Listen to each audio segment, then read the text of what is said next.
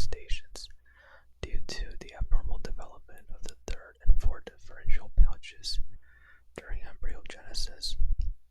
This affects multiple systems in the body, including the cardiovascular, immune, endocrine, craniofacial, and neuropsychiatric systems. Let's explore the etiology and genetics of this syndrome. So once again, the cause of the DiGeorge syndrome is the heterozygous microdeletion at chromosome 22 at long arm position 11.2. The critical gene that is involved is the TBX1 gene, which happens to play a major role in the development of the pharyngeal apparatus. Now, the inheritance is interesting because the mutation arises de novo, specifically the deletion, but it can also be inherited through an autosomal dominant mechanism. And that's about 10% of cases. Now, the mechanism involves the deletion that leads to the disrupted development of the neurocrest-derived tissues.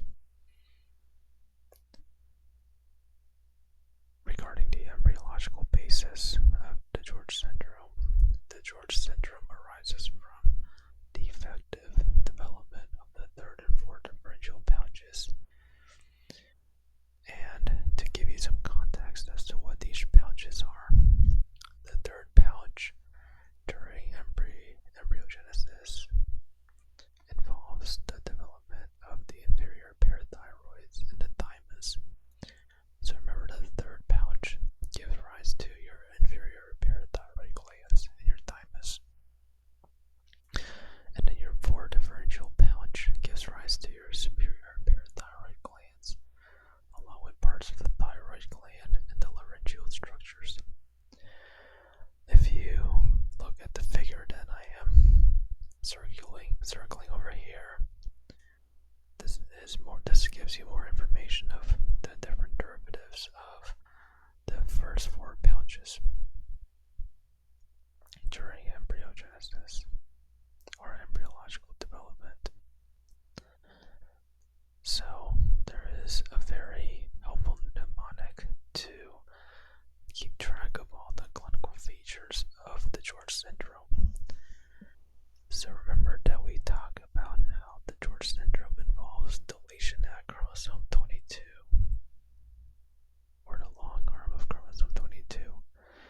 So there's a mnemonic called Catch-22, and it is helpful because it contains the number 22, and that helps you to remember that the DiGeorge syndrome involves deletion at chromosome 22.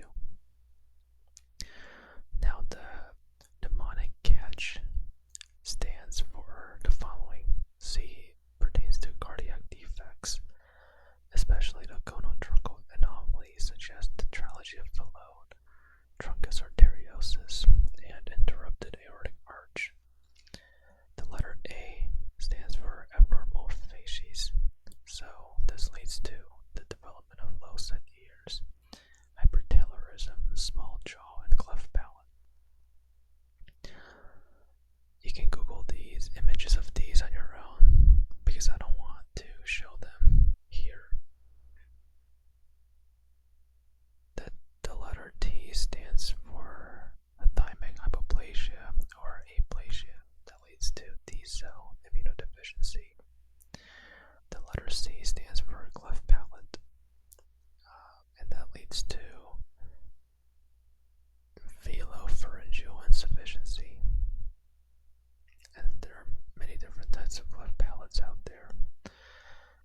And the letter H stands for hypocalcemia, and that leads to low calcium levels in the blood, and that is due to parathyroid hypoplasia, which leads to decreased amount of parathyroid glands secreted, which then leads to decreased calcium levels in the blood.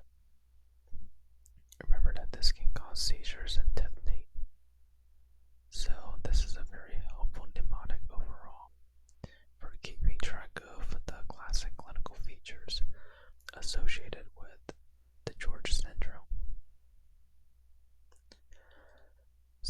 associated features include developmental delay, intellectual disability, and learning difficulties. Neuropsychiatric disorders like ADHD or attention deficit hyperactivity disorder, anxiety, schizophrenia.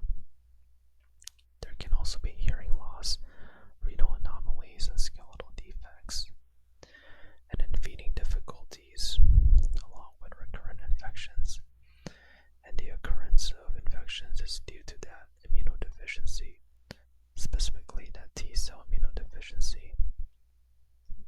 So, to confirm our diagnosis, we can rely on some immunological findings.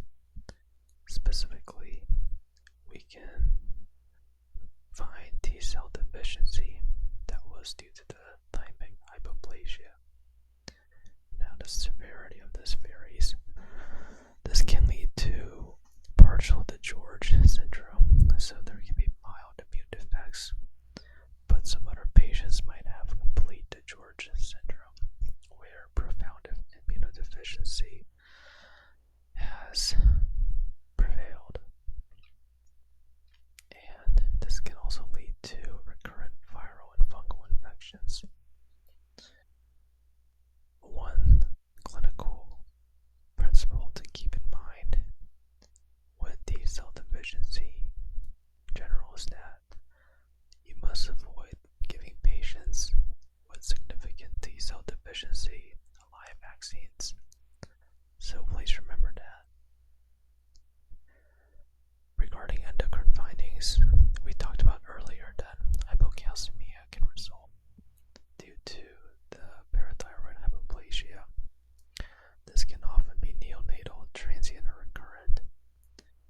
It can lead to symptoms like tetany and seizures. And then, once again, hypoparathyroidism is the underlying cause.